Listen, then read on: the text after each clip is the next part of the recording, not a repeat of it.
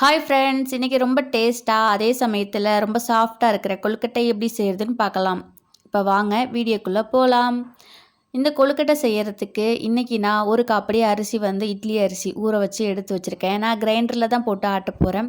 உங்களால் முடிஞ்ச அளவுக்கு எவ்வளோ தண்ணி தெளித்து ஆட்ட முடியுமோ அந்த அளவுக்கு ஆட்டிக்கோங்க.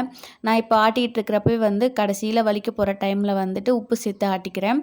இப்போ பார்த்தீங்கன்னா மாவெல்லாம் வந்து வலித்து எடுத்ததுக்கப்புறம் நமக்கு வந்து இந்த மாதிரி கொஞ்சம் கையில் ஒட்டுற பதத்தில் இருக்கு இல்லையா, அந்த தண்ணியெல்லாம் எடுக்கிறதுக்காக இன்றைக்கி நான் ஒரு சுத்தமான காட்டன் கிளாத்தில் வந்து மாவை வந்து கொட்டிட்டு நல்லா வந்து கொஞ்சம் நேரம் வந்து மூடி வச்சிடலாம். இது வந்து தண்ணியெல்லாம் வந்து கொஞ்சம் உறிஞ்சி வரத்துக்கு ஒரு 10லேருந்து 15 நிமிஷம் ஆகும். அதுக்குள்ளே பூர்ணத்துக்கு கொஞ்சம் நான் வந்து கடலப்பருப்பு குக்கரில் வச்சிட்டேன். அது கூடவே வந்து எள்ளையும் வந்து சைட் பை சைடு வந்து வறுத்து எடுத்துக்கலான்னு சொல்லிட்டு ரெடி பண்ணிகிட்ருக்கிறேன்.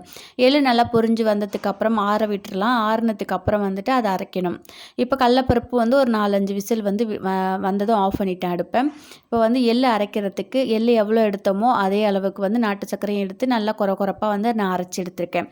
உங்களுக்கு தேவையான அளவுக்கு வந்து நீங்கள் ஸ்வீட் சேர்த்துக்கலாம். இப்போது எள்ளு பூர்ணம் ரெடி ஆயிடுச்சு. இதை ஓரமாக வச்சிடலாம். அடுத்து கடலப்பருப்பு பூர்ணம் ரெடி பண்ணுறதுக்கு குக்கர் வந்து ப்ரெஷர் ரிலீஸ் ஆனதுக்கப்புறம் அதில் இருக்கிற தண்ணியெல்லாம் வந்து வடிகட்டி எடுத்துடணும்.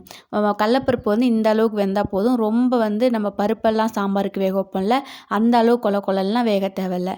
இந்த மாதிரி ஒன்று ஒன்றா வெந்ததுக்கப்புறம் மிக்ஸி ஜாரில் வந்து லைட்டாக வந்து இந்த மாதிரி கொரப்பாக அரைச்சி எடுத்துக்கலாம். நமக்கு பார்த்தாவே தெரியும், சாப்பிட்றதுக்கு நல்லா சூப்பராக இருக்கணும். ரொம்பவும் வந்து கொரப்பாக தேவையில்லை, ரொம்ப வந்து களி மாதிரியும் அரைக்க தேவையில்லை.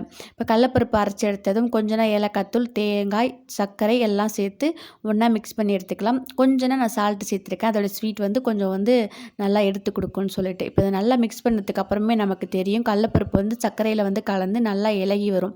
பாருங்கள், அரைக்கும்போது கொரன்னு ஒன்று ஒன்றா உதிரியாக இருந்துச்சு. இப்போ நல்லா கெட்டியாயிடுச்சு. அடுத்து இப்போ வந்து இதெல்லாம் ரெடி பண்ணுற கேப்பில் வந்து மாவு வந்து கரெக்டான பதத்துக்கு வந்து வந்துருச்சு. இப்போ பாருங்கள், நான் கையை வச்சு காட்டுறேன். கையில் தொட்டால் வந்து மாவு வந்து ஒட்டவே இல்லை பாருங்கள். பஞ்சு போல் வந்துட்டு இந்த மாதிரி நம்ம வந்து அமுக்கி பார்க்கும்போது கையில் வந்து ஒட்டவே கூடாது மாவு. இப்படி இருந்தால் தான் நம்ம கொழுக்கட்டை செய்கிறதுக்கு ஈஸியாக இருக்கும். இப்போது மாவு பூரணம் எல்லாமே நமக்கு ரெடி ஆயிடுச்சு. கொழுக்கட்டை செய்ய ரெடி பண்ணிடலாம். கிராமத்தில் வந்து எங்கே பார்த்தாலும் வந்து பூவரச இலை, அப்புறம் வந்து இன்னொரு இலையில கூட கொழுக்கட்டை செய்வாங்க. அதெல்லாம் வந்து நிறைய கிடைக்கும். இல்லைனா வாழை இலையில கூட செய்யலாம். ஆனால் வந்து டவுனில் வந்து 5 ரூபா விற்கிற வாழை இலை வந்து இந்த மாதிரி ஃபெஸ்டிவல் டைமில் மட்டும் 50 ரூபா கொடுத்தா கூட வந்து கிடைக்க மாட்டேங்குது. இன்றைக்கி அதனால் நான் இந்த அளவுக்கு கவரை வந்து நமக்கு என்ன சைஸில் தேவையோ அந்த சைஸில் வந்து கட் பண்ணி வச்சுருக்கேன். அதில் வந்து நெய் வந்து லைட்டாக ஸ்ப்ரெட் பண்ணிவிட்டு நம்ம கொஞ்சம் மாவு எடுத்து இப்போ நான் வீடியோவில் காட்டுற மாதிரி கொஞ்சம் இந்த மாதிரி 2 விரலால் வந்து அழுத்தம் கொடுத்தீங்க அப்படின்னா உள்ளிருந்து வெளிப்பக்கமாக நமக்கு வந்து அந்த கொழுக்கட்டைக்கான அவுட்டர் லேயர் ஒயிட்டில் இருக்குல்ல, அது வந்து வந்துடும். நீங்கள் பிகினராக இருந்தாலுமே இந்த மாதிரி நீங்கள் செஞ்சிங்கன்னா ரொம்பவே வந்து சூப்பராக இருக்கும். ப்ளஸ் நம்ம வந்து மாவு வந்து அரிசி ஊற வச்சு அரைச்சிருக்கிறதுனால ரொம்ப நேரம் ஆனாலுமே பஞ்சு போல் இருக்கும்.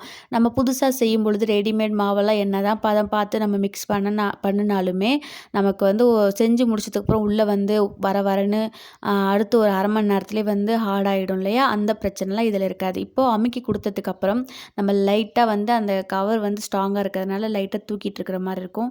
அழுங்காமல் வந்து ஒரு விரலை வச்சு அதை கவரை வந்து எடுத்துட்டு கொழுக்கட்டை வந்து தண்ணி கொதிச்சதும் வந்து வேக வச்சிடலாம். இந்த மாதிரி இருக்கிற எல்லா மாவுமே வந்து நம்ம ரெடி பண்ணி எடுத்துக்கலாம். இது வேகிறதுக்கு ஒரு 3லேருந்து 4 நிமிஷத்துக்குள்ளே கம்மியாக தான் ஆகும். வெந்ததுக்கப்புறம் எடுத்துகிட்டு அடுத்த ஒரு பேட்சை நம்ம எடுத்து வச்சிடலாம். இன்றைக்கி நான் 2 விதமான கொழுக்கட்டையுமே ஒரு 15-20 நிமிஷத்தில் வந்து வேக வச்சு எடுத்துட்டேன். இது கண்டிப்பாக வந்து யூஸ்ஃபுல்லாக இருக்கும். நீங்களும் வந்துட்டு இதுதான் ஃபஸ்ட் டைம் கொழுக்கட்டை செய்கிறீங்க அப்படின்னா யூஸ் பண்ணலாம். இல்லை ஆல்ரெடி நீங்கள் வந்து ரெடிமேட் மாவில் செஞ்சுருக்கீங்க, அது ஒழுங்காக வரலை அப்படிங்கிறவங்களா இருந்தாலும் இந்த மெத்தட் நீங்கள் யூஸ் பண்ணி பாருங்கள். மாவு அரைக்கிறது மட்டும் தான் கொஞ்சம் வேலை. ஆனால் அதை மலப்பை பார்க்காம செஞ்சுட்டோன்னா கொழுக்கட்டை ரொம்பவே டேஸ்ட்டாக இருக்கும். வீடியோ பிடிச்சிருந்தா நம்ம சேனலை சப்ஸ்கிரைப் பண்ணுங்கள்.